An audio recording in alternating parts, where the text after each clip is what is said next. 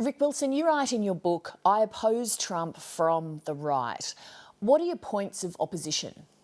Well, I think Donald Trump is not a conservative primarily because he believes in a more powerful, expanded government. He believes in using the state to interfere in economic and business decisions like trade.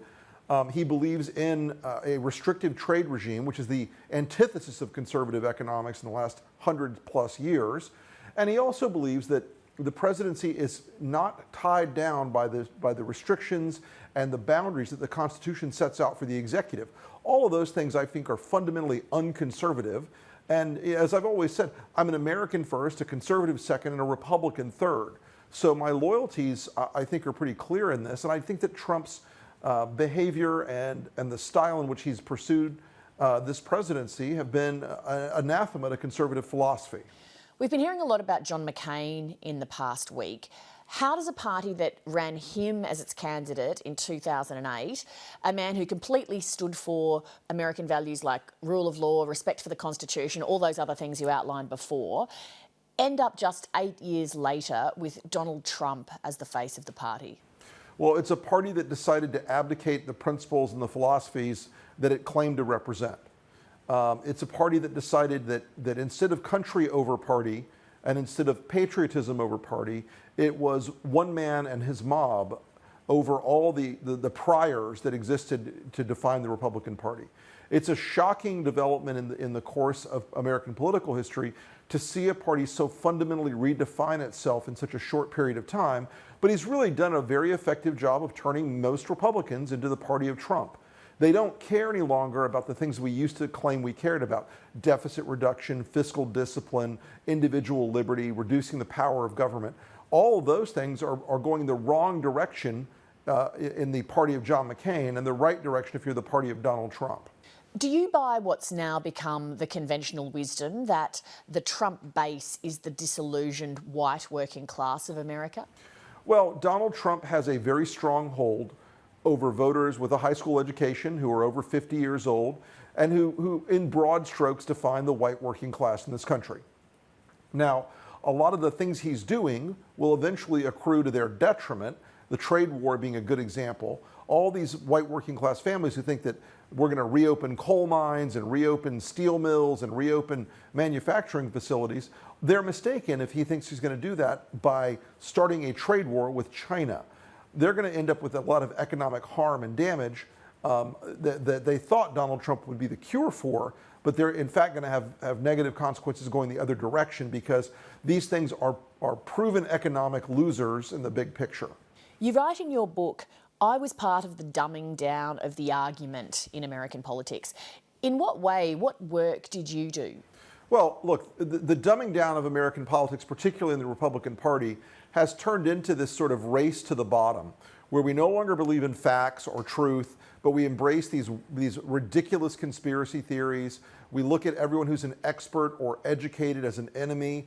And I think this is an inevitable disaster for any political party, because as you end up adopting those sort of counterintuitive and counter-intellectual arguments for every single political fight, you box yourself into a lower and lower denominator in each argument.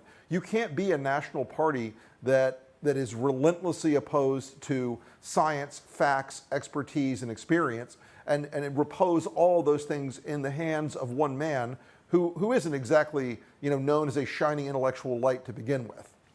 What did you think this morning when you saw the transcript of Donald Trump's conversation with Bob Woodward of the Washington Post? Well, as a very young man, I actually dealt with some Bob Woodward-related stuff when I was at the beginning of my career back in 1990, and I learned how methodical Bob Woodward is as a reporter, and how he's always got recordings, he's always got contemporaneous notes, he's always got other people to verify statements and quotes and assertions. And I thought to myself, Donald Trump doing this interview with Bob Woodward and essentially trying to lay out the predicate in advance that he's the greatest president ever and that the book will be false. It looked like the president walking himself into a trap, which Bob Woodward will spring at his leisure. What do you anticipate will happen in the November midterm elections? Well, I think the November midterms have a lot of uncertainty to them right now for Republicans. In the House of Representatives, it looks like the Republicans are going to take a pretty hard hit, somewhere in the 30 to 40 seat range. In the U.S. Senate, because of the structure of how we count our Senate race years, the Republicans have a pretty good map. They don't have as much in the way of vulnerable seats out there this year. In the governor's races, it looks like Democrats are going to have a pretty good season. But all in all, it comes down to the fact that Democrats are highly motivated voters this year, and I think that we're going to see them make some meaningful gains. This red wave of Republicans that Donald Trump keeps predicting on his Twitter timeline is a fantasy. And Republicans are largely bound to Donald Trump at this point, and they live or die essentially by his popularity numbers, which are not good right now. What do you think America will be like after Trump? Well, you know, I jokingly say this a lot. It's a good Australian reference. Mad Max. I think we're in for a hell of a ride in the next few years. I think there's going to be a lot of chaos politically and economically in the country.